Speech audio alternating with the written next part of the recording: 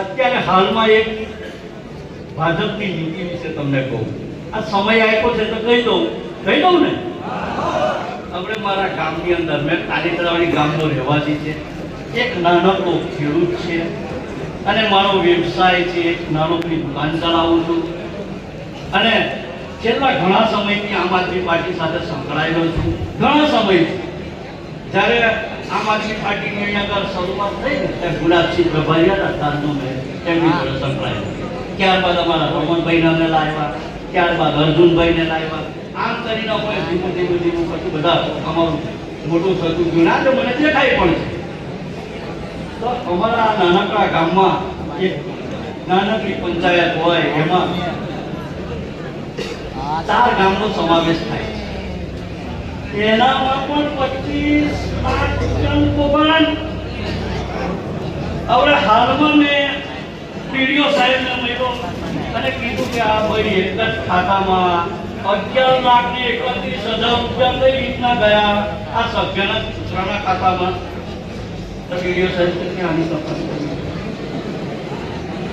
Point number 7 ની અંદર બે બ્લોક ઉઠી ગયા. હવે તમને ડભોઈના મંચ પરથી કહું છું, એક પણ બ્લોક નહીં. મેં યાદી આપી એમને 7 નંબરના કે તારે ઘેર ઘેર જઈને પૂછી લો ભાઈ કે અહીંયા આગળ બ્લોક છે તો નથી. તો આ 25 લાખનું કૌભાંડ મારા હરિપરા એક ગામ છે, ત્યાંના એક નાનકડું ગામ છે. એટલા બધા હેરાન છે, એમને ચોમાસામાં જવાનો રસ્તો નથી. આ સરકારને શરમ આવી જોઈએ.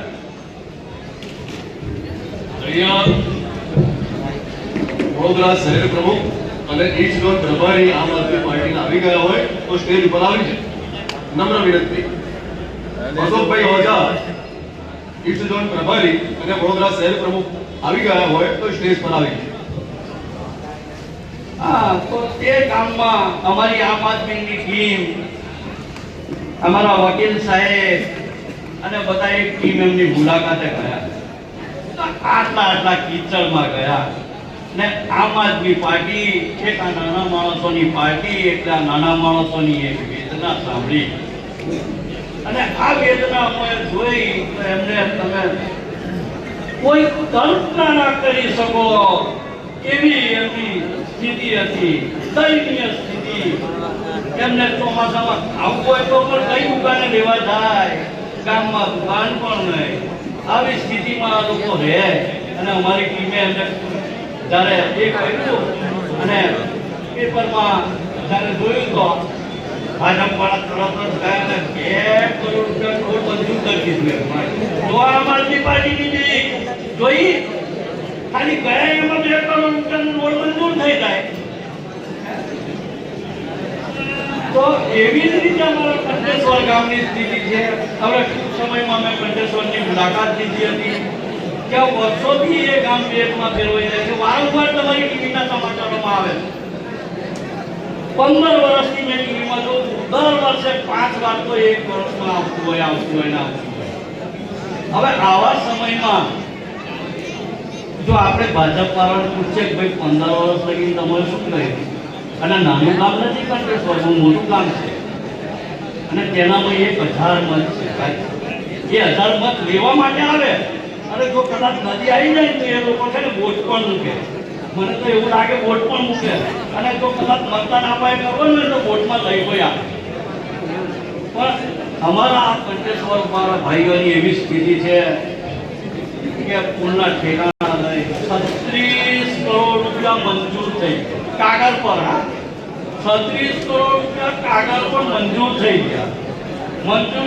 ઉદ્ઘાટન કરી નાખ્યું. શ્રીફળ તો ફોડી નાખ્યું અમારા ભેજી કાકા. ચોરોમાં એટલા ચોરોમાં ફોડ્યું કે આપણે કાલીતરાની જમીન શ્રીફળનો કકડો આવ્યો ને એક કંઠેશ્વર લગી ગયો. પણ પુલનો કકડો તે દેખાયો. હજુ પુલનો કકડો અમને હજુ દેખાયો નહીં. એટલે આવા લોકોથી આપણે ચેતવાનું છે અને જાગવાનું છે. ચૂંટણી આવે આપણને ભલભલી બનાવવા આપે. હવે જોયું હોય તો તમારી ટીવીમાં સમાચાર જોતા 20 વર્ષથી બિહારમાં નીતિશ કુમારની એનડીએ સરકાર